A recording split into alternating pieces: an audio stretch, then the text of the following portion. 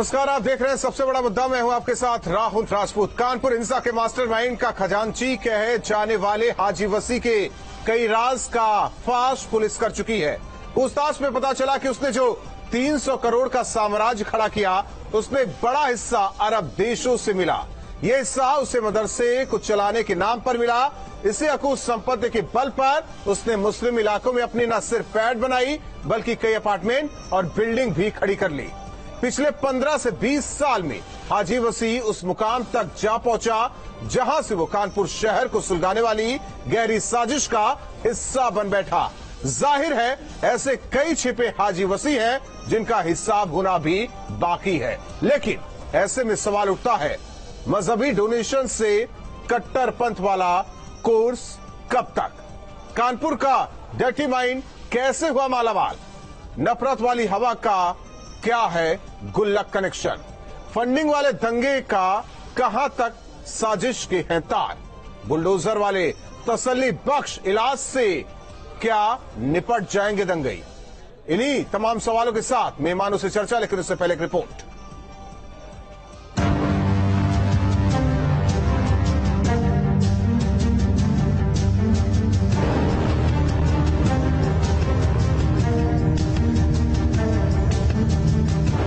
जैसे जैसे कानपुर हिंसा के मामले में तफ्तीश आगे बढ़ रही है, नित नए खुलासे सामने आ रहे हैं। 3 जून को शहर में हुई हिंसा को लेकर आज हम एक और बड़ा खुलासा करने जा रहे हैं। पुलिस की कैद में खड़ा ये शख्स हाजी वसी है। जानकारी के मुताबिक हाजी वसी ही वो शख्स है जिसने कानपुर को सुलगाने में मदद की। हिंसा फैलाने के लिए हयात जफर हाशमी के साथ 1 करोड़ की डील की थी। ये भी जान लीजिए कि आखिर हाजी वसी जैसा नफरत का कारोबार करने वाला बिल्डर करोड़पति कैसे बना। दरअसल इस हिंसा के पीछे क्राउड फंडिंग करने वाला बड़ा दबंग बिल्डर हाजी वसी अरबी भाषा का बहुत बड़ा जानकार था और आए दिन वो अरब देश जाता था। कानपुर हिंसा की ये तस्वीर 1 महीने पहले की है, लेकिन जहन में अभी भी ये तस्वीर ऐसे ही कौंध रही है। हिंसा को भड़काने वाला मास्टरमाइंड हयात जफर का खजांची कहे जाने वाले हाजी वसी का सल्तनत 300 करोड़ का बताया जा रहा है। हाजी वसी बच्चों की पढ़ाई करते वीडियो बनाकर अरब देशों में भेजा करता था और मदरसों के नाम पर चंदे इकट्ठा करता था।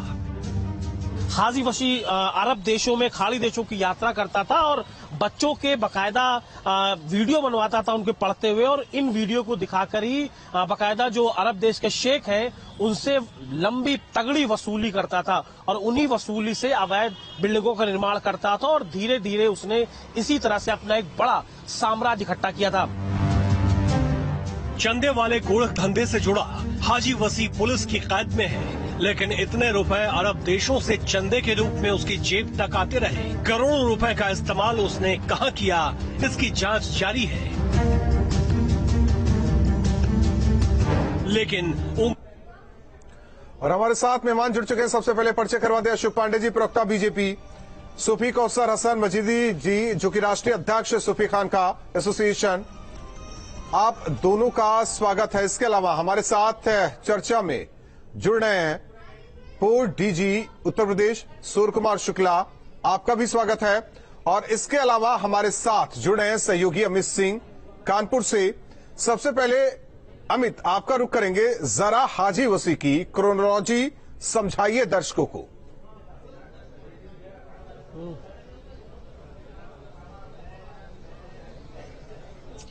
देखिए, आज से 20 साल पहले एक शख्स जो कि धागा बनाने का कारोबार करता था, लेकिन चूंकि वो अरबी भाषा का अच्छा खासा जानकार था तो अपने एक दोस्त की मदद से वो अरब देशों के चक्कर लगाता था। जो त्योहार होते थे, शब बारात, बरा वफात, इन सब में वो जाता था और वहां पर बकायदा जो शेख होते थे अरब के, उनसे वो बकायदा पैसे लेता था कि वो बच्चों को मदरसों में पढ़ाता है। इसके लिए बकायदा ज़कात की वहां पर मांग करता था और इसके लिए उसको अच्छी खासी रकम भी वहां वहां से मिलती थी, लेकिन उन पैसों को वो बच्चों को पढ़ाई में न लगाकर अपनी अवैध जो उसका व्यापार था रियल एस्टेट का, उसमें धीरे धीरे वो पैसा बनाता गया और आज शायद 500 करोड़ के आसपास की उसकी संपत्ति है, अकूत संपत्ति है, जिसको लेकर हमेशा से कहा जाता है कि ये काले कमाई की सारी पूरा साम्राज्य खड़ा हुआ है, क्योंकि तमाम शहर में ऐसे लोग हैं, ऐसे सफेद पोश लोग हैं जिन्होंने हाजी वसी के साथ मिलकर बड़ी बड़ी बिल्डिंगें बनवाई हैं, अपना काला धन उसको खपाया है और इसका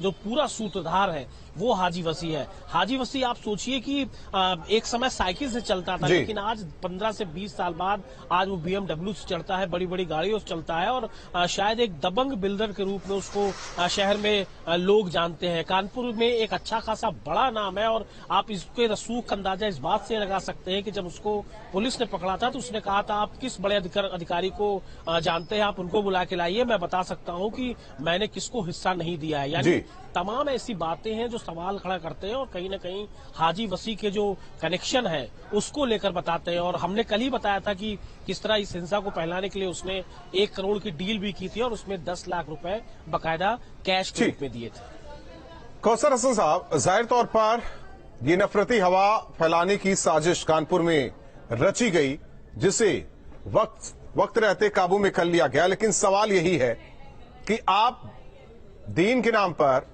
पैसे लेके आते हैं, तालीम के नाम पर पैसे लेके आते हैं और इस्तेमाल किस तरीके से हो रहा है।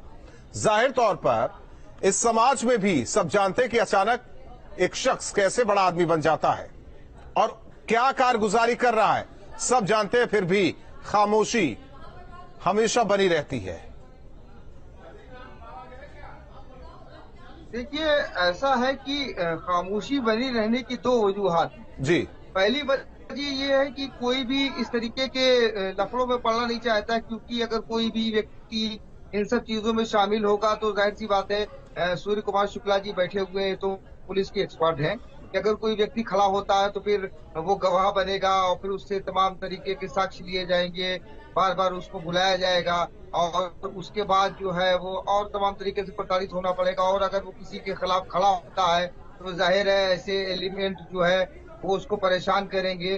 कभी कभी क्या अक्सर ये होता है कि पुलिस जो होती है वो इन्हीं एलिमेंट के साथ खड़ी होती है, तो आवाज उठाने वाला आवाज उठा ही नहीं सकता है। मैं अपनी बात बता रहा हूँ, मैं पिछले 3 सालों से आवाज उठाता रहा, तो पुलिस के जरिए ही आवाज दबाने के लिए हमारे खिलाफ फर्जी मुकदमे लिखाए गए और दुनिया भर के तरीके से प्रताड़ित किया गया, तो इसलिए कोई आना नहीं चाहता। और दूसरी बात है कि एक वर्ग जो इनकी बातों से प्रभावित है, जो ये चाहता ही है कि जो इनका एजेंडा है ये उस एजेंडे को लागू कर रहे हैं, इसलिए खामोशी रहती है। तो एक बड़ा वर्ग जो है इन 2 कारणों से खामोश रहता है।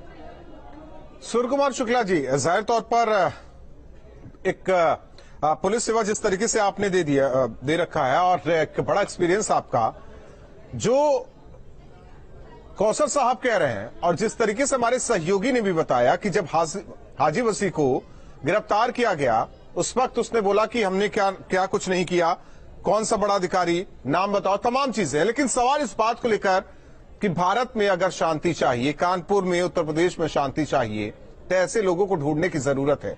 पता नहीं कितने हाजी वसी और होंगे जो अरब देशों से फंडिंग कराते हैं और भारत में, कानपुर में, उत्तर प्रदेश में क्या कर रहे हैं सब जानते हैं। जो सिस्टम है, आखिर वो सिस्टम कैसे इनका पार्ट बन जाता है?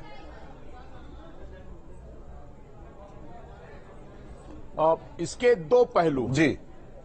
जैसे ये बात आई कि अरब देशों से धर्म के प्रचार के नाम पर पैसा ले आते हैं, जकात का पैसा जो सारी दुनिया के लोग हज करने जाते हैं मुस्लिम भाई, तो वहां वो दे आते हैं कि 4% अपनी आमदनी का जकात में दे आते हैं, तो बहुत पैसा इकट्ठा हो जाता है सारी दुनिया का जो हज करने जाते हैं। उस पैसे को ये लोग ये दिखा करके कि हम मुस्लिम गरीब बच्चों की तालीम दिलाएंगे, उनका इलाज कराएंगे, उनको गरीबों को ठीक करेंगे, बांटेंगे, ये इस नाम से ले आते हैं।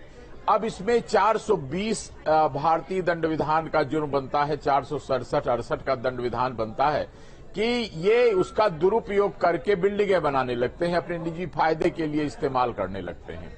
तो ये तो एक जुर्म हुआ, लेकिन इससे भी गंभीर जुर्म तब हो जाता है जब पत्थरबाजी के लिए या किसी दंगा कराने के लिए इसका इस्तेमाल पैसे का होने लगता है।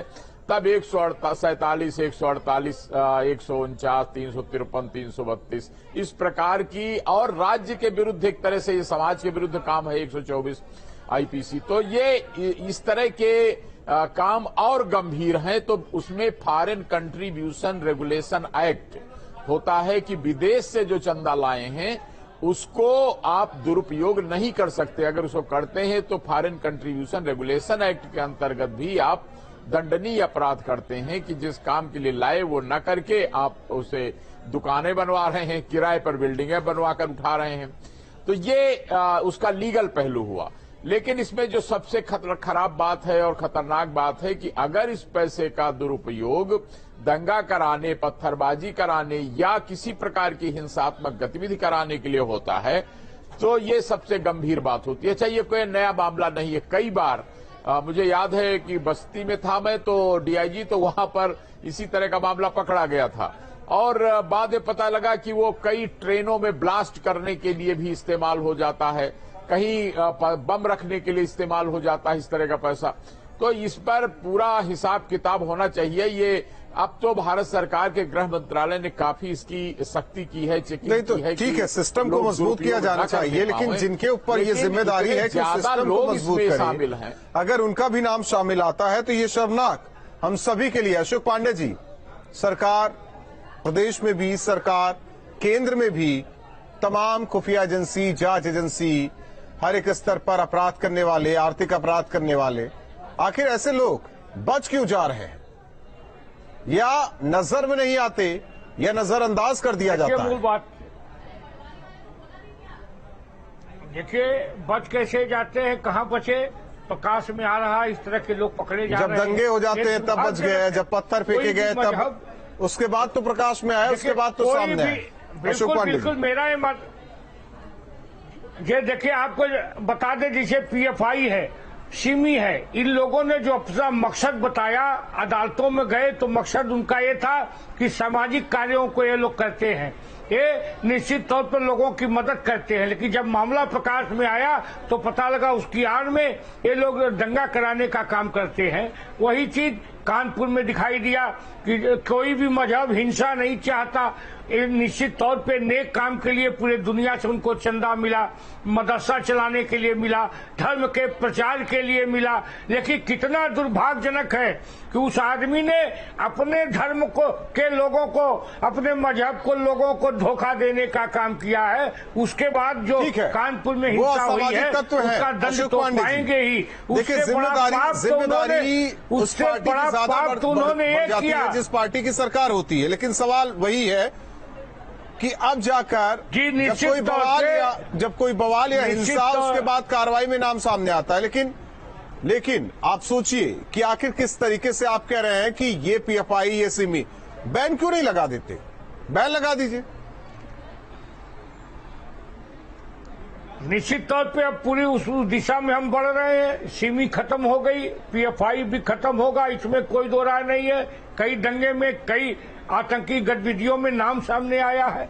मेरा ये मानना है कि कभी जो एक कानपुर की घटना हुई, जब प्रकाश में आई तब लोगों को लगा पूरे वो लोग स्तब्ध होंगे जो इनको नेक काम के लिए चंदा दे रहे थे, वो लोग स्तब्ध होंगे जो मदरसा चलाने के लिए, धर्म के प्रचार के लिए चंदा लेके आए और दंगा कराने का काम किया। अशोक पांडे जी, सिस्टम को ऐसे समझते हैं, भी होंगे दरअसल हाजी वसी के साथ दौते इस्लामी का भी नाम लेते हैं हम। दौते इस्लामी को लेकर हसन साहब, आपने शिकायत की थी शायद। एक मिनट अशोक पांडे जी, आपने शिकायत की थी, कब की थी ये शिकायत? मैंने 2019 से इसके खिलाफ शिकायत करना शुरू किया। किससे की थी शिकायत आपने? मैंने देश के प्रधानमंत्री जी, गृह मंत्री जी, एनएसए साहब, और यहाँ तक कि मैंने सुप्रीम कोर्ट के चीफ जस्टिस साहब को और इलाहाबाद हाई कोर्ट जो प्रयागराज है उनकी चीफ जस्टिस को मैंने लेटर लिखा था और बाकायदा लेटर लिख करके सारी बातों की आशंका जाहिर की थी और जो इनके कारगुजारी है जिससे भविष्य में ऐसा संकट उत्पन्न हो सकता है, इन सब बातों को मेंशन करके शिकायत की थी। और वही चीजें, दुर्भाग्य कहिए या हमारी बात सच हो गई, वही सब चीजें सामने आई। तो जब हमने, ठीक है, वही चीजें सामने आई। अमित का रुख करते हमारे सहयोगी, वही चीजें सामने आई। अमित, दौते इस्लामी का नाम आता है, फिर भी डिब्बा देखा गया। जिहादी गुल्लक देखे गए। अगर सिस्टम की बात हो रही है, हमें सुरक्षा चाहिए, अशांति नहीं शांति चाहिए, तो वो भाव कहां से आएगा? क्योंकि जो चीजें नाम सामने दिए जा रहे हैं सर, इससे खतरा है। फिर भी कोई नहीं। हाजी वसी को लेकर इतनी ढिलाई बरती गई, जब दंगा हुआ, हिंसा करने की कोशिश हुई, तब नाम सामने आया। वक्त से पहले नहीं जागे। वही दौलत इस्लामी के बारे में भी सब कुछ सामने आ गया अमित, लेकिन आपने देखा, आपकी रिपोर्टिंग के दौरान ये सामने आया, दुकानों पर अभी भी डोनेशन बॉक्स रखे हुए मिले।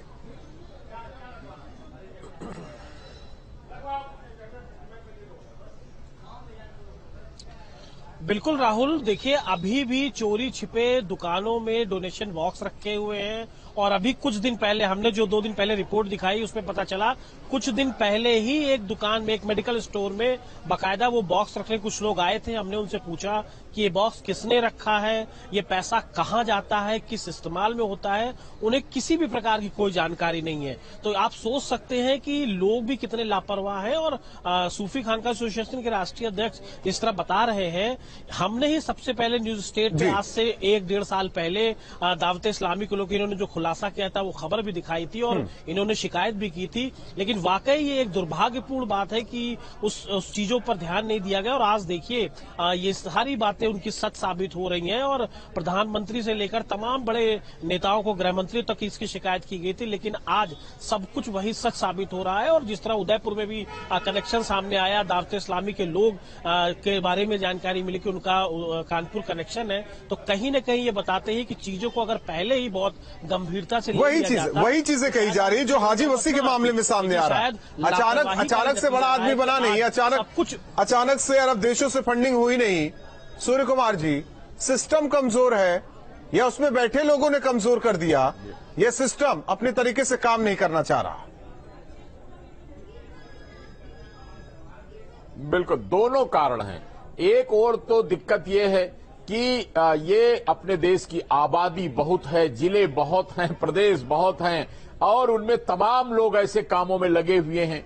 और दूसरी तरफ ये जो फॉरेन एक्सचेंज रेगुलेशन एक्ट का कंट्रोल भारत सरकार के गृह मंत्रालय से होता है, उसका कुछ विकेंद्रीकरण हुआ नहीं, यानी कि जिलों में, प्रदेश में उनकी शाखाएं अभी तक खुल नहीं पाई। और ये जो आपने देखा होगा, ईडी का नाम सुना होगा कि इन्फोर्समेंट डायरेक्टरेट का काम होता है कि विदेश से कोई पैसा ले आए तो फॉरेन एक्सचेंज मैनेजमेंट एक्ट बन गया है, फेमा, तो उसको और साथ में मनी लॉन्ड्रिंग का एक्ट बन गया है कि मनी लॉन्ड्रिंग यानी पैसे की धुलाई, विदेश से किसी और काम के लिए आया, उसको बदल किसी और काम में लगा लिया। लेकिन ये जो सिस्टम बने हुए हैं, अभी भी इनमें कर्मचारियों की संख्या, अधिकारियों की संख्या इतनी कम है और देश इतना बड़ा है, लोग इतने ज्यादा हैं, काम इतने ज्यादा लोग कर रहे हैं कि वो हर तक पहुंच नहीं पाते। अब बची बात पुलिस की, तो आपने पुलिस को देखा हो, किसी थाने में भाई साहब कभी चले जाइएगा तो आप देखेंगे खाली कोई नहीं बैठा है।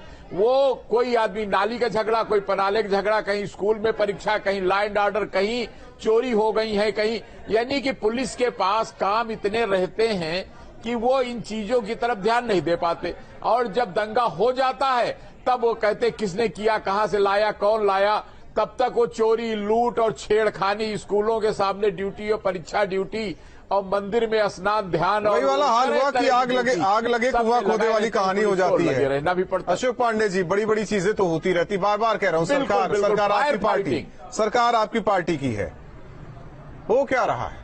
कितने हाजी वसी अभी भी घूम रहे होंगे कानपुर में, इस भारत में, इस प्रदेश में? देखिए, अभी तो एक पकड़ा गया है। निश्चित तौर पे एक मामला, देखिए एक मामला खुला है। निश्चित तौर पे इसी तरह के निश्चित तौर पे लोग होंगे जो धर्म के नाम पर, मदरसे के नाम पर नेक काम के लिए चंदा लाए होंगे और इस तरह का इस्तेमाल कर रहे हैं। निश्चित तौर पे हम लाए होंगे, लेकिन जानकारी तो नहीं है ना, बचने वाला नहीं है, इनके खिलाफ तो हम कार्रवाई।